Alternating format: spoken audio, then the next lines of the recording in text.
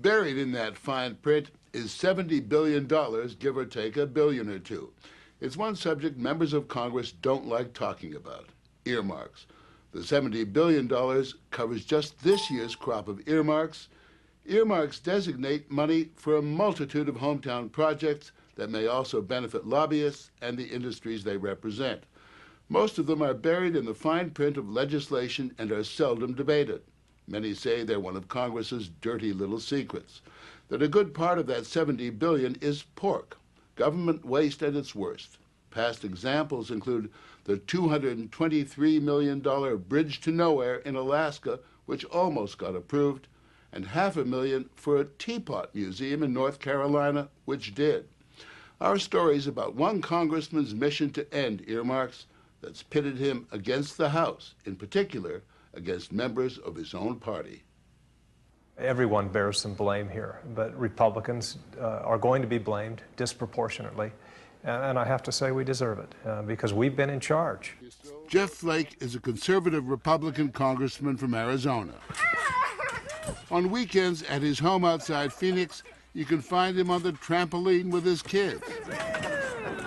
We can't be doing this. Back in Washington, you'll find him on the floor of the House trying to bounce some earmarks out of the federal budget, but with much less success. This process of challenging earmarks on the floor is often described as tilting at windmills. So I suppose it's only proper that we start today with an earmark for the wind demonstration project. He challenges $6 million for windmills to generate power on military bases. Renovations to the city-owned pool.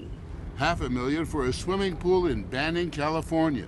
I don't know why we ought to give the federal taxpayer a bath every time somebody wants a swimming pool. He challenges $1 million to promote tourism in Kentucky. $750,000 for a new building at the Los Angeles County Fair.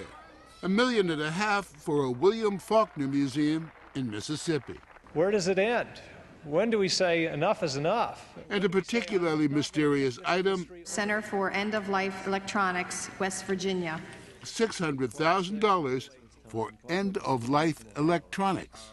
And I thought it's got to be something to do with either euthanasia or capital punishment.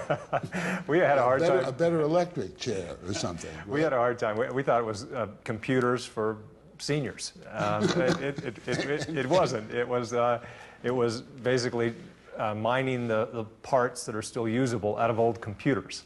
Recycling. Recycling, yeah. As they work their way through Congress, earmarks are so shrouded in secrecy, you often can't tell who sponsors them or who benefits from them. The vast majority of them, we have no idea. Sometimes you'll see a press release when somebody's taking a victory lap.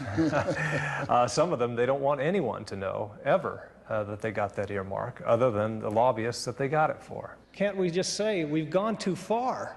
Can't we change this process? It's a process the Founding Fathers warned us about from the very beginning.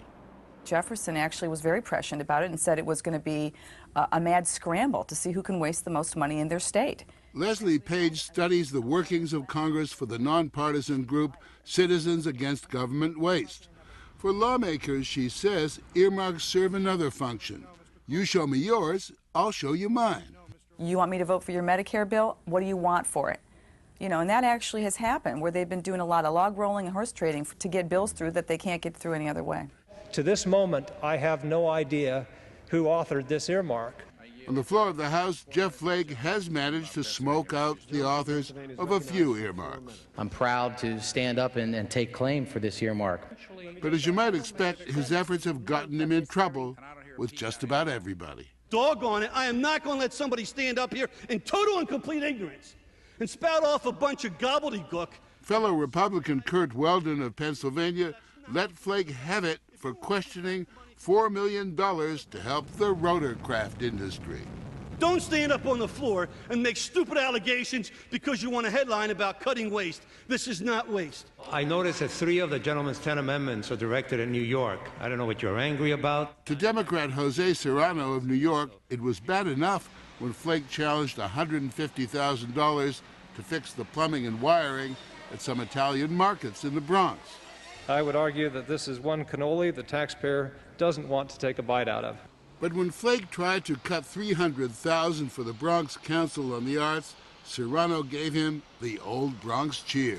The more you get up on these, sir, the more I realize that you don't know what you're talking about. I make no excuses about the fact that I earmark dollars to go in the poorest congressional district in the nation, which is situated in the richest city on earth.